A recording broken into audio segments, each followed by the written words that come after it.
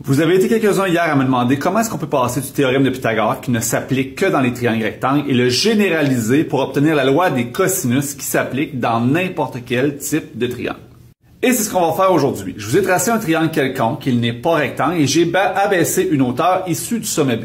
Maintenant, à savoir, lorsqu'on nomme nos côtés dans un triangle, lorsqu'on fait la trigonométrie, la plupart du temps, par convention, on nomme le côté opposé de la même variable. Donc, si j'ai le sommet A, j'ai le côté petit a, sommet B, côté petit b, sommet C, côté petit c. Maintenant, j'ai ici la hauteur issue du sommet B et je vais donner une dernière variable qui va m'aider beaucoup. Dans le petit triangle rouge ici, si tout ce côté-là ici mesure B, bien ce petit côté ici, on va dire qu'il s'appelle X.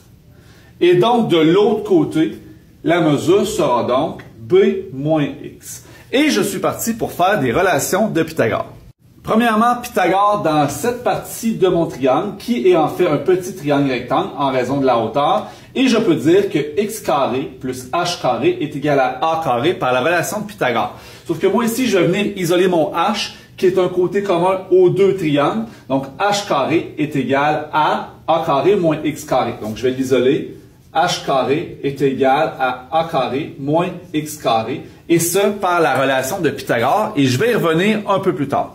De l'autre côté, j'ai aussi un triangle rectangle en bleu, et dans ce triangle rectangle, le C c'est mon hypoténuse, et je vais avoir C carré est égal à H carré plus B moins X au carré. Donc C carré est égal à H carré plus B moins X au carré. Et là, maintenant, ce que je vais remarquer, c'est que j'ai un h carré ici, mais que j'ai isolé h carré dans mon autre équation. Je vais venir substituer. Donc, si je substitue mon h carré par sa valeur qui est dans le fond a carré moins x carré, j'aurai c carré est égal à a carré moins x carré, a carré moins x carré, plus, et bien entendu, b moins x au carré, je peux développer ce produit de deux binômes-là, ce qui va me donner b carré moins 2bx et plus x carré. Je vais aussi remarquer que j'ai moins x carré et plus x carré. Donc, ces deux facteurs s'annulent à 0. J'aurai donc que c carré est égal à a carré plus b carré moins 2bx. Et là, on commence franchement à se rapprocher de la relation de Pythagore, parce que j'ai c carré égale a carré plus b carré. Il me manque ici à gérer la variable x qui n'est pas générale. Donc, je dois aller définir de meilleure façon ma variable x. Donc, suivez-moi ici. Je vais retourner dans mon petit triangle rouge. Je vais aller définir ma variable x ici. Je peux dire, dans ce triangle-ci, je vais utiliser la relation cosinus, que le cosinus de l'angle C est égal au côté adjacent, donc x, sur l'hypoténuse de ce petit triangle rouge, donc a. Donc, je peux dire que le cosinus de l'angle C est égal à x, le côté adjacent, sur l'hypoténuse du triangle rouge, a. Et si j'isole le x dans cette égalité, j'obtiendrai que x est égal à a fois le cosinus de C. Je peux donc venir substituer x par sa valeur a cos C à l'intérieur de cette équation.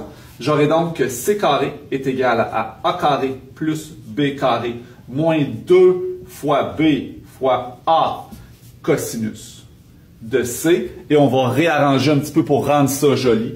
Donc, c carré est égal à a carré plus b carré moins 2ab cosinus de l'angle C.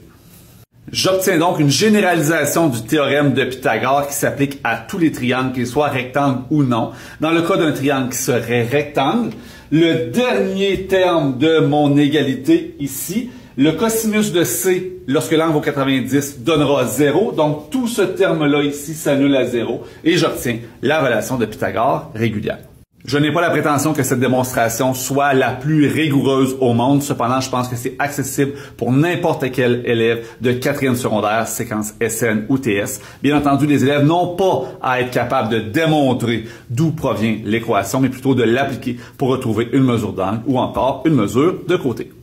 Et pour ça, je vous invite à passer voir la capsule d'hier qui est épinglée dans le descriptif de la vidéo. Je m'appelle Sylvain Duclos, ce compte s'appelle Sylvain Duclos Maths et je t'invite à t'y abonner pour toutes tes questions de mathématiques du primaire jusqu'à la fin du secondaire. Et d'ailleurs, si tu as des questions, peu importe le sujet, je t'invite à me les laisser dans les commentaires. Et demain, je te présente la formule de Héron qui permet de trouver l'aire d'un triangle à partir de ses trois côtés.